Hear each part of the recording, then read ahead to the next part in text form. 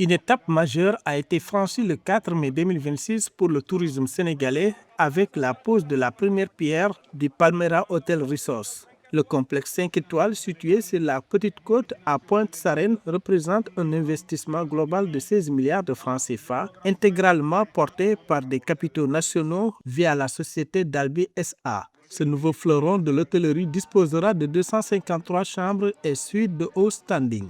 Le projet s'inscrit dans la stratégie de transformation économique du pays visant une offre touristique de qualité et diversifiée.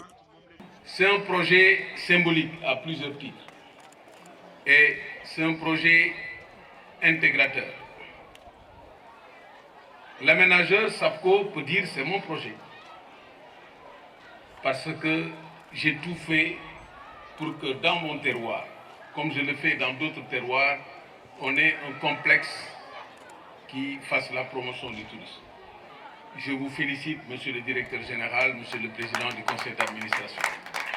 J'ai bien compris et apprécié votre émotion.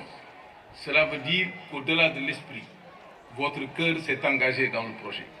Pour Serigne Mamadou Mboup, directeur général de la SAPCO Sénégal, ce projet s'inscrit dans une vision plus large, faire du tourisme un levier majeur de croissance, d'emploi et d'influence. Il a précisé que ce réceptif est une pièce maîtresse du développement de la zone touristique de Pointe-Sarène.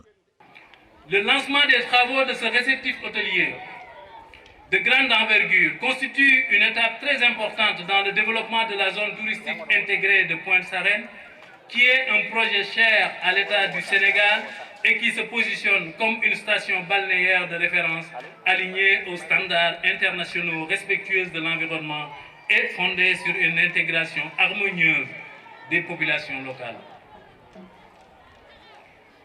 Il est également une illustration parfaite de la concrétisation d'une nouvelle vision du tourisme sénégalais.